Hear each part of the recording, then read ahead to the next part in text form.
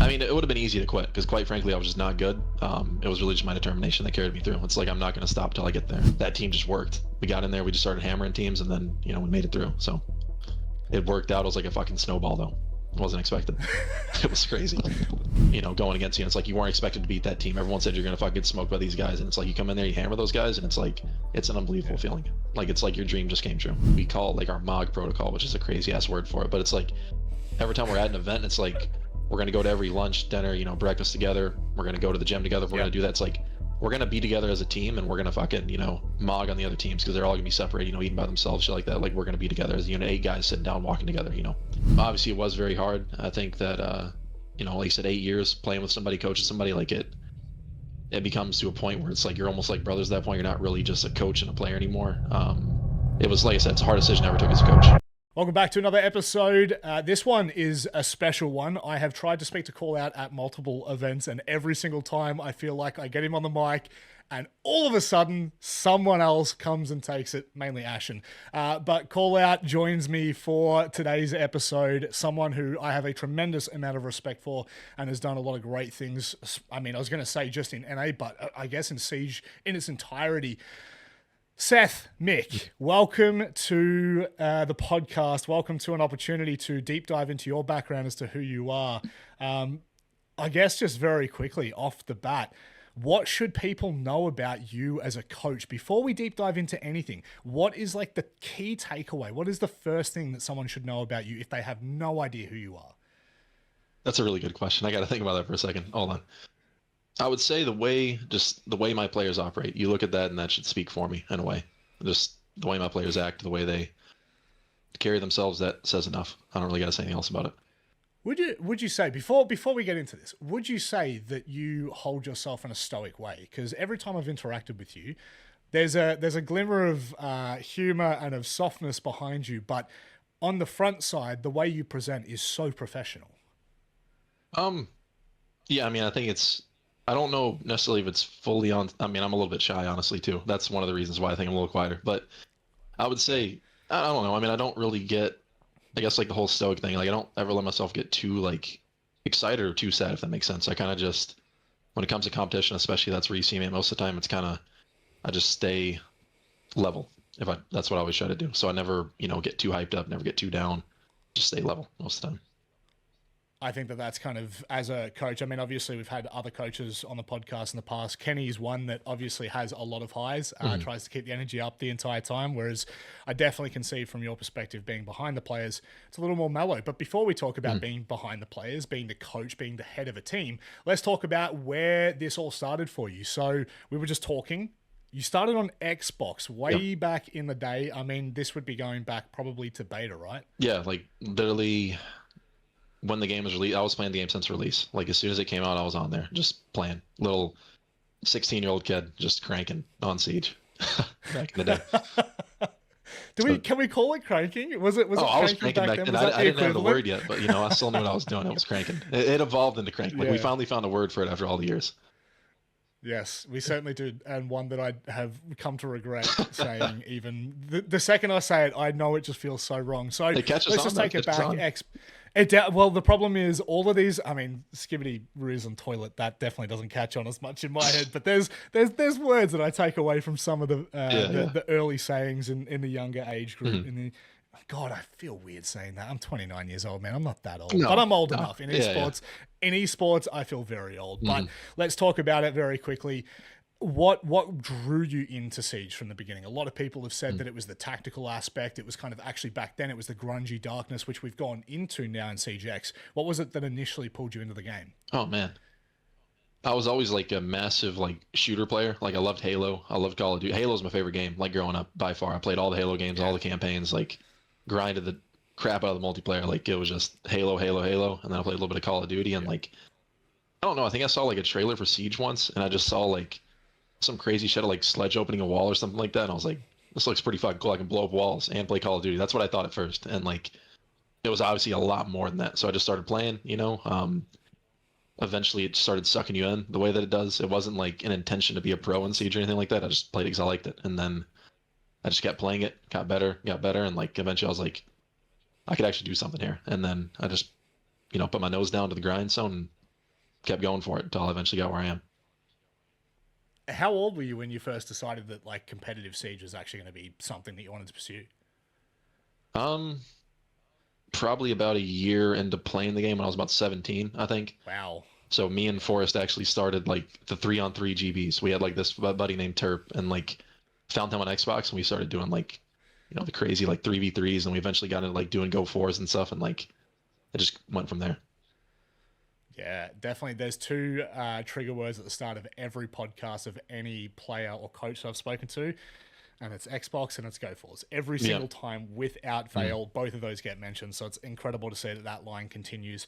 So once you start to transition away from Xbox into PC, Mhm. how do you find that? Because a lot of people obviously really struggle with the fact that you're moving from console to mouse and keyboard. Some people are just naturals at it. Some people played things like Counter-Strike on PC before they Mhm. moved over. What was it like for you? Um, so we played, I mean, I could probably say this now. I don't think I'll get in trouble for it, but like me and Forrest basically like went into like the major league on Xbox. Like we were underage, so we just lied about our age, and then we went in there and like we did pretty good. We got like second place in it. And then Yeah. after that, we're like, you know, we saw the pro league on PC because it moved away from Xbox, obviously, and then we're like, you know, we want to be in pro league. We're like, we're gonna do this, and then we just found a way basically to get PCs, and then I just got on PC, and it was a very hard transition at first because even on Xbox, I was never like a very mechanically talented player, so it took me a Sure. longer time to learn than I would say most pros it did. I think that my mind carried me more than my mechanics did because I was never really that mechanically talented. So overall, I would say transition was pretty damn hard. I will say, Yeah. um, to switch over took me several months to actually get to a point where I could, even shoot my gun straight. So definitely different. I'm just gonna be honest. I have I have to laugh at that. I mean, Yeah, again, like some people just have different yeah, experiences yeah, with PCs. Some people move to PC for the first time with a new PC, which it kind of sounds like you had that transition with, yeah. which makes it just infinitely harder to get used to Hmm. mouse and Never keyboard. played one before in my But life you get until then. okay, Yeah, so yeah. that is some great context. So the fact that you were able to move from Xbox to PC and kind of still maintain that drive, that energy Mm. for competitiveness, you get to PC. How long was it before you kind of realized that this was actually still going to be an option for you to compete competitively? Mm. Like, was it ever like did you ever doubt yourself and go, I don't know if I'm going to be able to crack through yet? Oh man, I got like it was rough for probably I would say that first year. Like I got dropped from like multiple T4 and T3 teams like for just not being good enough. And it's like, Yes. I mean, it would have been easy to quit because quite frankly, I was just not good. It was really just my determination that carried me through. It's like I'm not going to stop till I get there. And like I just kept trying, and then eventually we got like a good team together. We made qualified for Challenge League. We won Challenge League off the rip, and then qualified for Pro League. And then after that, it was like it all happened at once. It was crazy because like I just wasn't good, didn't have a good team, and then all of a sudden it was like we got Forrest, myself, Grixer, Fozo, and Abinai, Yep. and then next creation it was our coach, and then that team just worked. We got in there, we just started hammering teams, and then we made it through. So it worked out. It was like a fucking snowball, though. It wasn't expected. It was crazy. I mean, some things do just avalanche, right? Like Yeah. sometimes it just takes one thing, and sometimes you can't explain where it comes Mhm. from or how it happened. I mean, Beast Coast is a perfect example of that at Manchester, Yeah. right? Like it's not like there was a specific thing that happened. Something along the line went right, and then it all went Yeah. right, and everything Mhm. came into fruition. So on the topic of kind of, I guess, achieving, what would be considered a very hard feat, coming from Xbox going to PC and then all of a sudden being in one of the highest leagues, well, the highest league Mhm. in the world, especially for your region. What was it that separated you from like as an individual player? Mhm. What separated you? Because you said that mechanically you weren't as sharp. So what was it that separated you? Um, I think it was just my work ethic. Like I studied the game, I'm not gonna shit talk like the pro teams at that point, but like I would put in more time like individually, and I'll also say my team did because I can't leave them out of it. But we would put in more time studying the game and actually like trying to understand it, trying to better ourselves, and like I just knew the game like the back of my hand. I'll be frank. Like, and it wasn't due to me being smarter than anybody or being better than anybody, just because I put more time in, I think, and like actually just became a student and immersed myself in it. Without jumping like just completely ahead, I just want to Mm. get your thoughts on that. That obviously has transitioned with you throughout Mhm. playing into coaching, and now you've got one of the most formidable rosters in NA and the world. You've consistently made to main stage. Is that just a huge hallmark of your career, just being I guess able to being willing enough to continue that constant grind of just being at the top level.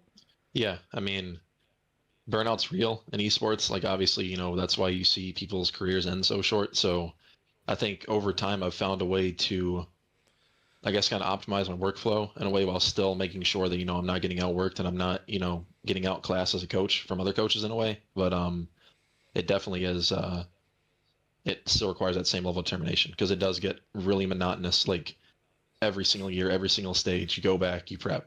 Okay, now we're prepping for a new team. Now we're prepping for a new team. And like you can't optimize past a certain point. There's still time that has to be put in, and it's like you've got to make sure that even when your motivation wanes, you got to stay disciplined to do it. Because I know that a lot of coaches, there are really great ones out there. There are ones that are better than me, obviously, but I know that a lot will they become like check stealers in a way where they kind of just sit around like chilling with the boys and like not really doing a lot. Like I've heard it from my players, previous coaches they've had, and like, I'm never gonna allow myself to do that. I'm always gonna stay disciplined to the point where it's like I'm adding value and I'm the guy they can look towards, like as an example, and that kind of motivates me in a way, even when I don't feel like doing shit.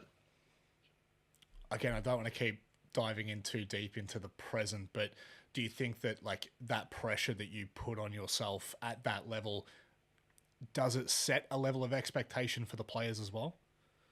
I don't think it necessarily sets an expectation, and more so sets the standard is the best way to put it, where it's like I expect, the way that I carry myself to rub off on them and for it to be an example. So that's why like it's something me and Foltz talk about a lot because obviously he's like our like player as a leader and then I'm like the coach. So like we kind of work closely in terms like leadership and stuff. And one thing we always talk about is like we'll always present ourselves, everything that we do as a team, whether it's, doing VOD review, whether it's working out, whether it's doing a review, us two are always going to try to be like the absolute best on the team when we're doing that. So that way the other guys can have something to strive for in a way. It's not that you're trying to be better than anybody. It's that you're just going to give them something to look towards and something to like chase and like beat me. And if the players fucking, beat me in something, like I'm going to smile, I'm going to be happy and be like, hell yeah. Like that's what I want right there, So it's just trying to like be that kind of like example in a way. Now looking back after, I think it's been 3 or 4 years coaching for you, what do you take away from being a player in that time period? Like what were the highlights? What were the low moments, if you had any?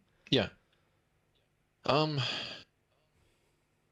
think that like a lot of young players, I was very insecure in myself and egotistical in a way to where like I think that is one of the biggest takeaways that I had is learning to be more kind of secure in myself and not being as fast to anger, not being as defensive when it comes to like, the way a team operates, and it has to be my way. It has to be like, it's more so now I've gotten past a lot of that. And now it's more so like, what is objectively the best thing for the team to do? And, I've also learned to just subdue my ego in a way. I think that my biggest downfall as a player, quite frankly, was my ego at the time. It's like a very dangerous thing, I think, whenever you allow your ego to kind of overcome you like that. And I think that was the number one, not even just from Siege. I think that's the best thing that Siege taught me that'll help me in life forever is like not to, allow myself to be that person, like that insecure little boy, and like to actually be, secure and, grounded in what I do and not, deriving value simply from what other people say. It's a very fair way of putting it. Do you think that comes with age, or do you think that comes with the lessons of consequences of friction? I guess it's kind of, they're two of the same, but like, is it more consequences or is it just more like retrospect over time? I think, like you said, I think they tie in because like with age, you learn more lessons, right? But I do think there are people still like, if you don't learn those lessons, you'll never grow, even if you are older. So I think that like with hardship and like through learning that, that's how you really grow. Is like I think hardship equals growth as long as you look at it that way and you're able to push through it. So I think me failing at that time allowed me to be at the point that I am right now. If I never failed, then I would never be where I am now. It's totally fair. Was the biggest highlight from your playing career? What was that moment where you felt the climax of achievement? Honestly, like when we won relegations, that was like, I've never had like still like I don't think that I've had like a feeling like that. Like even like winning the NL League and like, making like to the main stage, stuff like that, still like that feeling of winning relegations was crazy because it's like you finally like made your dream come true in a way. Or it's like, you're just like a tier 2 player, just a T3 player, then all of a sudden now you're a pro player and you just fucking, smoked a team who was, going against you. And it's like you weren't expected to beat that team. Everyone said you're gonna fucking get smoked by these guys. And it's like you come in there, you hammer those guys, and it's like it's an unbelievable feeling. Like it's like your dream just came true. So let's just assume that your dream came true. Actually, you know what? Let's not assume it. Do you feel like you achieved what you could as a player before you moved to a coach? Do you feel like there was more left in the tank, or did you leave at the right time? Um, it's such a weird trajectory in the way that I played. So I started to kind of like I said, kind of ground myself in a way and become more mature. Like while I still was a player, the end of my playing career when I was in T2 again, I think I was at my best, like as a player by far. Like I don't think I was anywhere close to that level like skill and like that I was towards the end of my T2 career. But at the same time, it's like I do think there was some left in the tank. I could have probably played pro again, but I would never been as good of a player as I am as a coach. Just being completely objective with it. So when I had that opportunity come up, I was able to look at that and be like, I could still play. I could probably still play at a lower level in pro league, but at the same time, like Yeah. I thought to myself I could be a world class coach. I couldn't be a world class player. So I just took that decision objectively, and it's like I decided to coach. Look, those who can't play coach, and those who can't coach analyze. That's just how the game works. And those who can't analyze decide that they're a caster, and it goes downhill from there. No digs at anyone in particular. Xbox. So moving that transition away from being a player, because I think that like for the bulk of, well, yes, just for the last 3 years, like you have been a very prominent leader. You've been a very prominent coach in the scene. I think that when I first made it to international events and I started seeing what you were like with teams, I think that was probably the most eye-catching thing. Like obviously everyone deals with team dynamics and team environment in their own way, but I feel like there's something just very different that separates SSG, and I'm sure that it's because of you leading, I guess, a large majority of those decision makings. We'll get to those, but before we do, that moment where you decided to become a coach, why did you decide to become a coach? I know you said that like, you know, you were never going to be that as good of a player as you could be a coach, but did you feel as though you could direct better? Did you feel like there was a leadership element that might miss if you were, I guess, just an IGL at that point? I mean, there's a lot of things that led to it. One of the first ones was that Cashflow, he was like the owner of DG at the time, and then he was still like the NA director of Astralis when they got absorbed by Astralis. Me and him were like pretty good friends, and like he kept asking me to come coach for them. It was quite a while. Like I delayed him for like an entire year to coach for that team because I want to keep playing and see if I can make it back to the league first. Yep. I think though, like the decision to coach was when it comes to, like the leadership aspect of it. I do think that like to truly lead at the most effective way, you have to be detached from like the rest of the team. And like as a player, you're not that detached. You're just one of the boys. Even if you are like a standout when you're one of the boys, you're still one of the boys. And to effectively like truly lead a team, you got to be detached, and there has to be that separation between the group you're leading and yourself. And a coach is the best way to do that. How'd you find that? Was that a difficult? Okay, not was it difficult? Was there friction transitioning away from playing into being a coach, into kind of removing yourself from that team environment? Because I know a lot of people struggle with that dynamic of one of the boys to you have to lead the boys at that point. You have to set examples. Did you find the friction difficult to deal with? I mean, the friction was difficult to deal with also as well. Like, you know, making it where you can't get too close with the guys that you really enjoy being around is also another hard part. And it's like a necessary sacrifice thing you have to make. There's like things I would do. Like I made a rule where I'd never play ranked with the players. Like I just wouldn't do it. Like just stuff like that. And it's like, it does a lot of things. I think first of all, when you create that separation, it builds more trust within the players. Like you don't see it as much anymore, but especially when I first started coaching, like there was that kind of weird thing that would happen where like a coach would try to coach to try to slip his way into being a player. And like, it wasn't really like a real thing. It's like I made sure they didn't have to worry about that. Like I'm not a player anymore. I'm not going to play the game with you. Like I'm your coach. Like, and to make sure they understand that. And then the friction as well. Like on my first roster, there definitely was, because it was new for me. So I wasn't, you know, I'm still not perfect, but I wasn't anywhere close to like being the best coach I could be at that point. And paired with the fact that I was a very young team that I was joining, and they never had really. I'm sure they had good coaches before, but I don't think they really had a coach that was a leader before. If that makes sense. So it was like.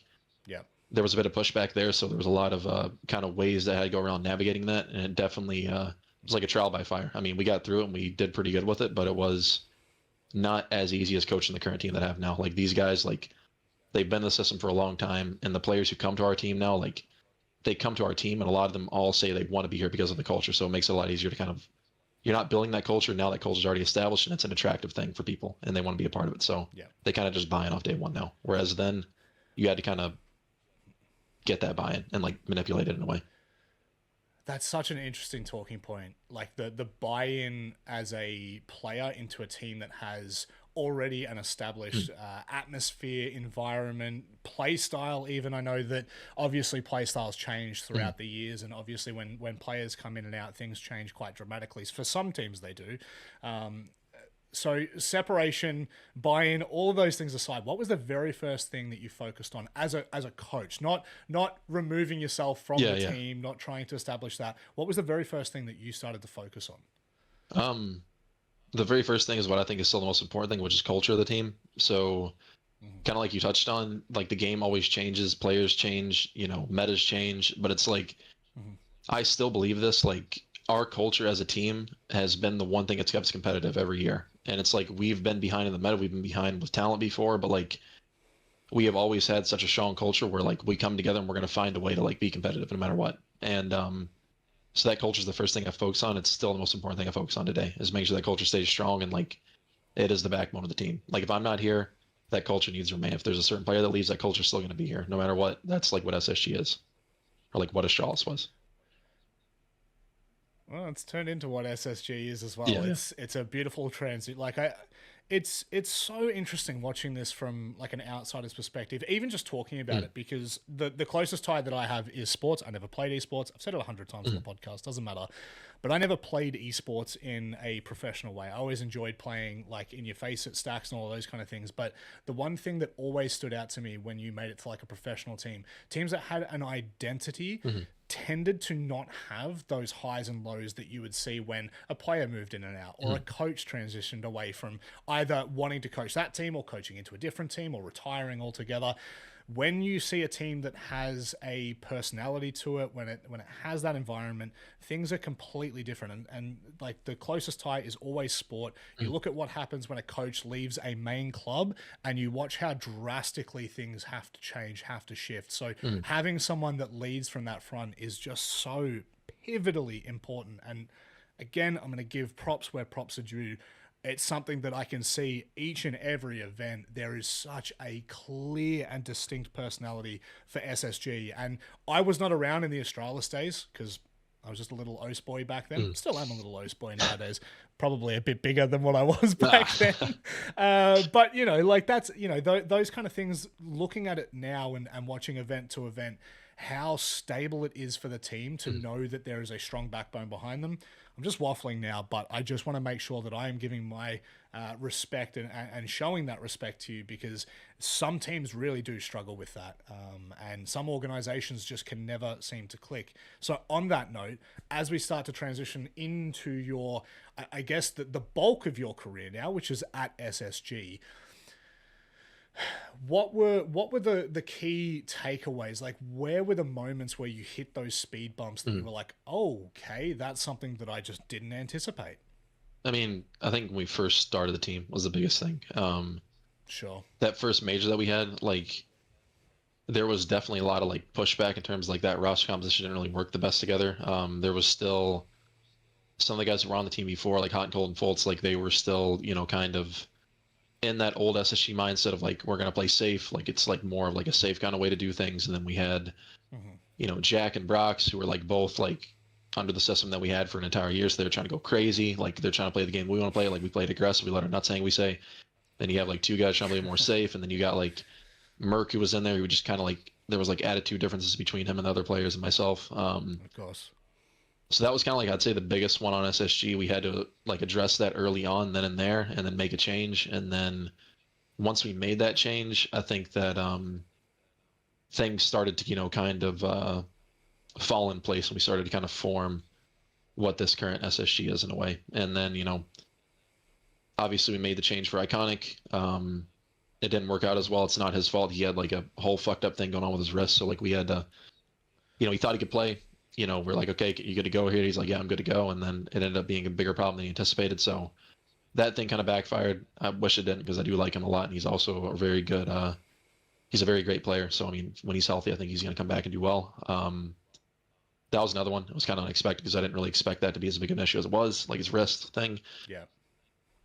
So I'd say those are probably the two biggest speed bumps. Outside of that, it's been pretty smooth sailing. We've obviously had setbacks.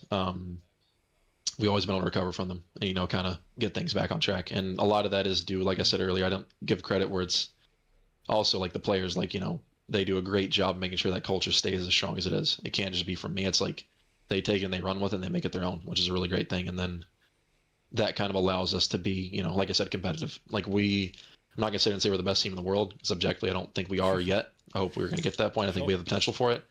We are consistently competitive. And, as long as we make sure teams hate playing against us, like we're going to maintain that, mindset with it. And a lot of that I said is, like I said, it's due to the players and the culture, and no matter what, they've always made sure we're competitive. So got to give them credit there. Yeah.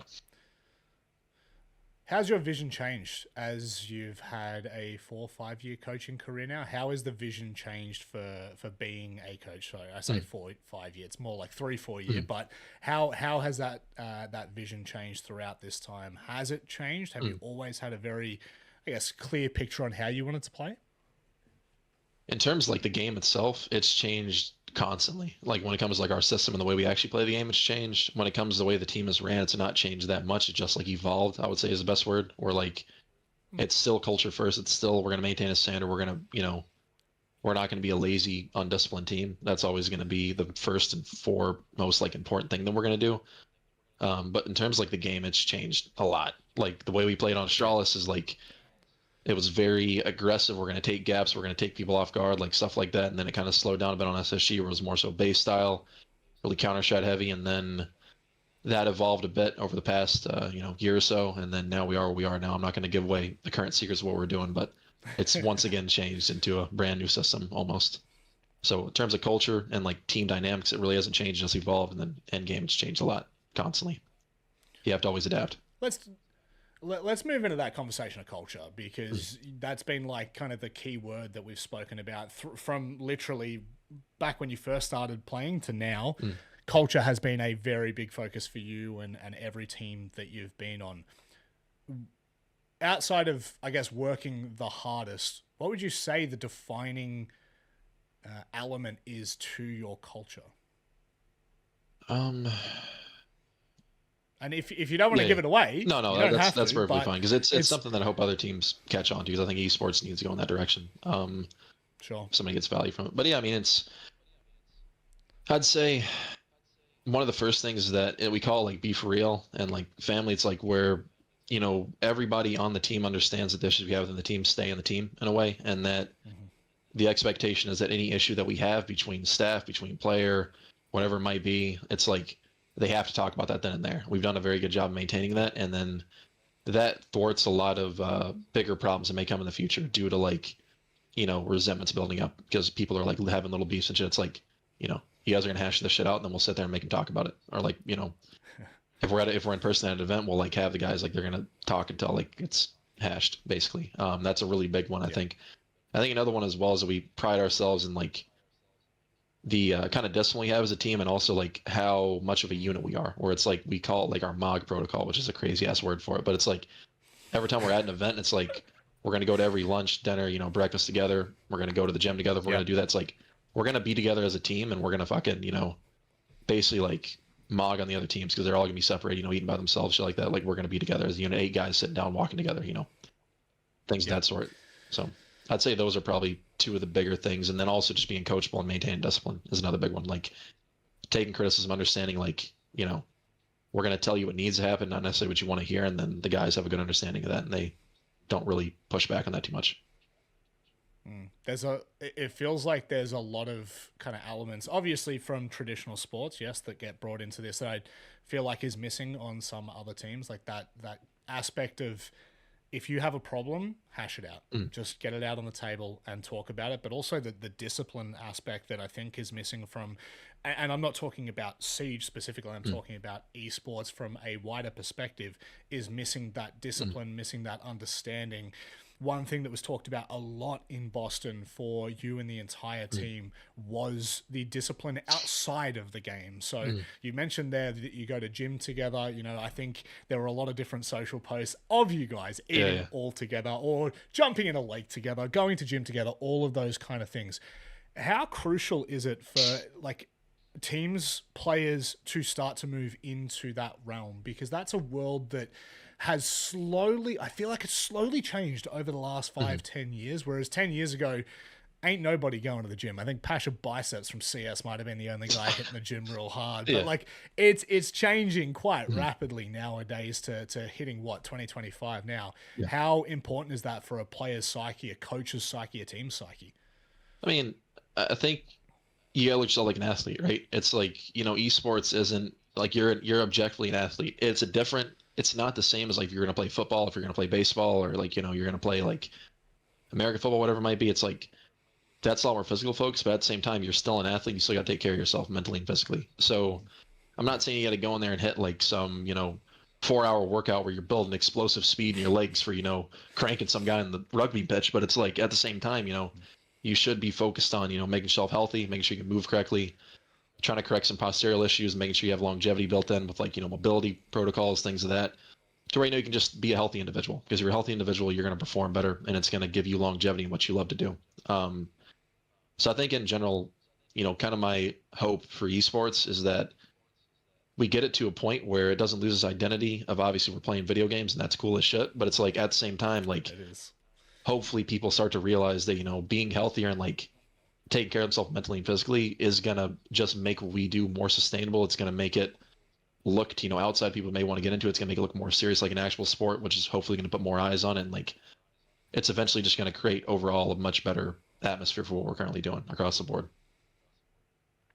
And I think one way to lead that, oh God, I love doing a little plug, a little bit of advertisement here, but you and I were just talking before we went live on this exact topic, and particularly around, I guess, leadership and understanding the ways to move forward as a player, as an industry, not just player, not just coach, but as an entire industry. And you're cooking up something in the background. Yeah. So myself and Tucci, who's currently our COO of Space Station, and then Hector, who's working with us right now as a performance coach. We basically came together. We kind of like had an idea of how we want to, you know, essentially make the lessons we've learned out of the game when it comes to that whole aspect of like mental, physical, you know, emotional leadership style of things, make that more accessible to pretty much everybody in esports. And we're going to pretty much start Rainbow Six, then expand from there. You know, it's called like Optima, human performance, we're going to call it. And it's going to be focused on those things. So making sure you stay fit, making sure, you know, you're getting longevity in your joints. We're not, you know, you're not fucking up your wrists, you're getting your posture right, eating correctly. Also, like we're offering like leadership training for like, you know, coaches, and maybe somebody just wants to be a better leader for their team, their family. And then the big one is the mental performance side of things. Just the lessons we've learned over the years of like how to manage pressure, how to go in with a healthy mindset, how to manage burnout, all those things. We have been working on this pretty hard for the past few months. We have a pretty damn good system with it. So I'm pretty excited. We'll launch that, you know, here pretty soon. How much does that, like, you've obviously seen it from many different perspectives. How much can that fuck up a whole team if people aren't on top of these kind of things? Like if people aren't taking care of themselves, like how big of an impact does that have on the wider team, not just themselves? Are you asking like specifically on my team or just in general right now? I guess I'll ask in general because Okay. I don't want to go. I don't want to go like honing in on one particular thing. Heard. But you know, you're at the top of the NAL. You've been there for quite some time. Not just NAL. Sorry, I shouldn't just say the NAL. You are consistently making stages every event you go to. But Rio, we'll talk about that one. But like ultimately, you would have seen a whole variety of players and of teams. Yeah. How much does it impact a team's performance, especially when you get to big events? I think the physical side of things, I'm just going to be 100% frank. It's not as the physical side of things more so plays in longevity aspect of like how long these players can actually play effectively. I think when it comes to the mental performance and the pressure management side of things, like I see it every event, especially with new teams, like they don't really focus on those things. They can really get caught up in the narrative and the noise of what's happening. And like it sometimes like the think the quote is like paralysis by analysis, and like you'll see that with some new players and some new teams, especially who haven't done it a lot and don't really have like a way of dealing with that. Even with more experienced teams, like there are times we'll go into a match where like we'll know as a staff and as players that like this team has like beaten us before, and we get to a big match and like they're just gonna shut their pants. And like I'm not gonna call anybody out, but there's a certain team, like there's teams in NA who do that, where it's like these guys have smoked us in scrims, like objectively sometimes are better than us, and it comes to a game that actually matters, and like they can't manage the pressure as well as us, and it gives us an edge. And I think that if some more of those teams focus on that thing, they would be a lot more consistent, especially in high pressure matches and situations. I don't think there's many people that can talk on consistency better than yourself and the entire SSG roster. That I think every international team can all come to the consensus that it sucks to play you, no matter where it is or what event it is. So before we go talking about Rio, CGX, all of these fun things, these international events that you guys just continue to make and continue to make main stage at, and, you know, always causing a ruckus, always causing what would, I guess, be considered on the outside upsets. How do you handle international events? Because they are a completely different beast to just being in person. Being online. Yeah, definitely. A lot of it is we have this concept called the infinite game within our team, where it's that we don't like to look at anything differently. Obviously, you're going to look at an international event and you're going to perceive it differently than you would an NAL stage, like an online match or a scrim. But we try to maintain the mindset of that it's progress first, and we're going to focus on, you know, internally just executing the way we want to execute things. And then essentially it's like we don't focus on the result of those events. It's more so if we can say at the end of this event, we executed the way we wanted to execute our plan, our play style, our game plan, all that, that we're going to say it's a win for us. And that's really what it is. We want to make sure that transition from online play from scrims translates effectively, we manage the pressure effectively, and we're able to execute that plan, play to our peak, basically. And that's really all we look at when we go to these events. Well, I mean, it continues to show in not just the play style, but the placings, which is somewhat the most important part from an outsider's perspective as to how consistent a team is, how well they're doing, regardless of all the changes and things that happen. You know, I think consistency in placements, in making main stage, in taking out the best teams in the world, that is what is the marker from a broadcast perspective, from an audience perspective, on what creates a great team that is considered a top 5, a top 8, those kind of things in the world. So moving out of that and moving into this year specifically, obviously we had a little bit of a brief conversation about Boston, but how did you find Boston personally for the team?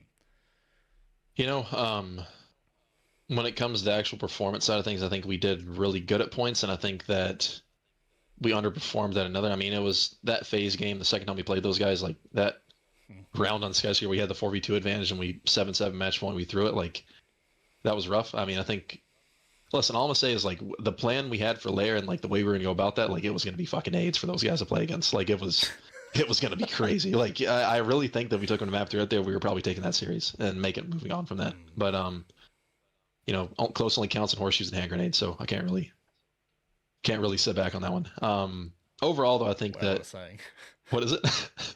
Oh, you like that? Yeah, you like that one? Yeah. Sorry, that's insane.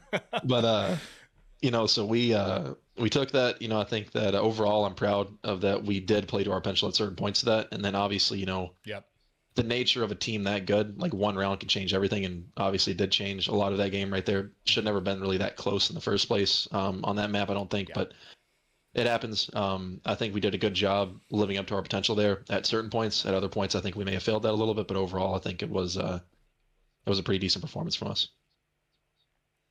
And then moving out of Boston and closer to Rio, you have separated from your longtime Siege partner, you and Forrest, for I think we were saying earlier, for the first time in your playing career. Is that correct? I'm saying that correct? That's the first time you guys have split? Yeah. Wow, that's a tough one. Do you want to? Not do you want to? I'm going to ask you to. Let's talk about it a little bit, because playing playing with a player for that long, it doesn't matter what sport, what esport you're in, even if you're working with someone for that long, a colleague for that long, you become intimate with them, even if you don't mean to. You know everything about their life. You know the ins and outs. You know who they are. You become close friends to the point of almost family, and I'm sure to an extent you probably still feel that. Yeah. How did that go? Because that was right after Boston, and the change was made. So let's talk about it a little bit. Let's give it the floor. Yeah. After Boston, so the first thing I'll say, I'll kind of just slightly backtrack a little bit. Like when I first started coaching, like it's kind of like I told you, I made sure the players knew that I was objectively going to take the best decision for the team no matter what. And then I couldn't let my personal feelings or anything influence that.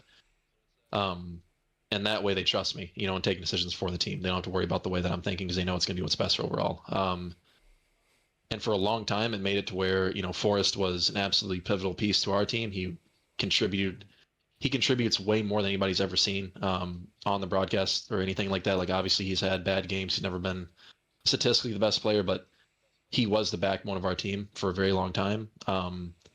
There came an opportunity after that event where I saw that there was a few players that reached out, not players reached out, managers reached out and such, that there were some good opportunities to look at people. And when I figured out that we get Newers, I was like, I want to get this guy because I think that his talent level, I don't think was given, think of the best way to put this without like talking bad about anything. I don't think that he was in the best situation to really let his skills be, shown the way they should be shown. I think that he was on our team. We were going to really use him to his best potential.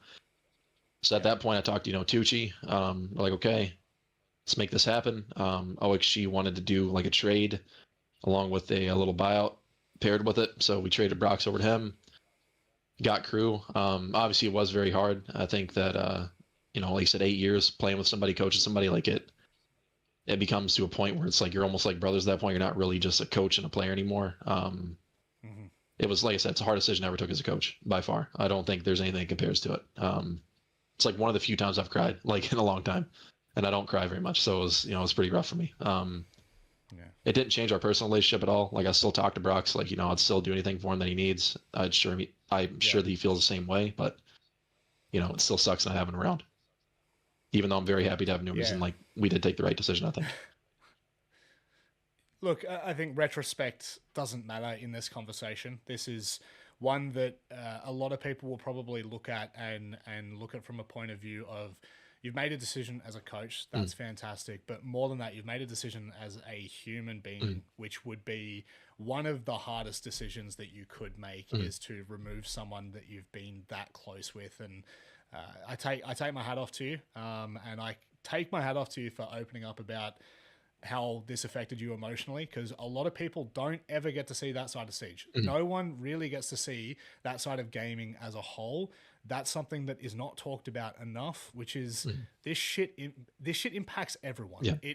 It's not always clear cut, like, oh, he just wasn't playing well and we've had him for 6 months, so we dropped him. You guys have been together for 8 years, probably the longest standing duo. I might actually go back and do some research and have a look. Probably the longest standing duo that have played together at this level of the game. So, I take my hat off to you for being open about that and talking about a tough situation. But the situation obviously leads to SSG and the team overall potentially looking better for the future. So there's no question about that whatsoever. How did you find Rio? Because obviously from everyone's perspective, and I'm just going to be honest here, the performance wasn't what anyone would have hoped for. I'm sure yourself included. So let's talk about Rio a little bit. I think you were one of the first teams to drop out of the system. I guess how do we look at that in retrospect? Because there's a lot of different elements to Rio that there's never been before. Like, can't remember many majors that didn't have an impact on the ecosystem for the year. How did you find it? Like you kind of said, first we got Newers. We tried to adapt our old system to accommodate him, which was a mistake from my standpoint. It's somewhere I failed the team at. It was something that we went into the same expectations every other tournament. We wanted to do our best there and play to our potential. I'm not going to use that as an excuse because it's a bullshit excuse, but at the same time, I knew from my perspective, and so did our coaching staff, that this tournament did not affect our global standing in any way when it comes to, invite, when it comes to, majors, all that kind of stuff. So with that, we felt a little more at ease to actually kind of, just go in and play, kind of see everything was, and it was almost like a testing ground in a way. Afterwards, we obviously didn't get the performance we wanted. Looked back at it, we're like, okay, this isn't going to work. We just rehauled everything after that for this current stage and going forward. Simplified some things and made it the decision making a lot more straightforward, because with Forrest, one of the benefits of us being together for so long, he knew my vision of the game to a point to where, like, I could literally just say, like, hey, I want you to do this, and he would know exactly the way I'd want it to be done, without even having to ask. So it allowed for that freedom in the middle of the round for the boys to kind of take decisions on their own. Now it's a lot more structured in that aspect, and it allows them to be freed more to just kind of focus on shooting their gun, and they don't have to focus like as much as like picking up Brox's voice. Now it's like, here's what you see, here's the correct decision to take, you already know what it is, now you just gotta go get it done. Instead of them like, here's what it is, now Brox and Fultz and Liam are all gonna put it together and how we're gonna do it, and then we gotta go shoot our gun. It's a lot more straightforward. So moving into stage 2, because I know you've got 8 hours before you play Wildcard, I believe it is. Yep. And last night, again, this is for everyone. I don't know when this is going to come out. So obviously you've just 7-2 Cruelty last night. Yep. How have you found it now? You're straight into stage 2. There wasn't a hell of a lot of transitional time. There was probably 2-3 weeks that you had, I guess, as a team. Yep. So what can everyone expect for the future of SSG from this point on? I mean, same thing we've always given before, like, it might get bumpy at times, but I think we're going to figure out a way to get it done, like always. So there's going to be setbacks. Like, I'm not going to say that. Like, it's bound to happen, but we do have a great plan right now, and I'm confident in the direction we have as a team right now. So should be good overall. I think that our ceiling right now is much higher than it was before. Now it's just about actually realizing that ceiling. I think, again, to bat on about the consistency, not just in performance, but in character, in environment, I think that is going to just continue to shine through into Munich, and then obviously, hopefully, into what will be Paris and EWC, should you make it, because that'll be an interesting one. So, look, I'm going to leave it there. So before I do, I'll always give everyone the space here. Is there anything you'd like to leave us on? It could just be a thanks to SSG. It could be anything you want. What would you like to leave us on for this podcast? I guess just everybody that supports our team. I know it's not always the easiest thing to do. We probably give you guys a lot of heart attacks and probably a lot of finger biting at that point. Just crazy shit that goes on sometimes when we play the game. But just thank you guys for always being consistent and supporting us, and hopefully we make you guys proud this year. That's our goal. So thank y'all. True gentleman in and out of the server. Callout. Thank you very much for your time, mate. And I wish you the best of luck for stage 2. Thank you. I appreciate it. Thank you for having me.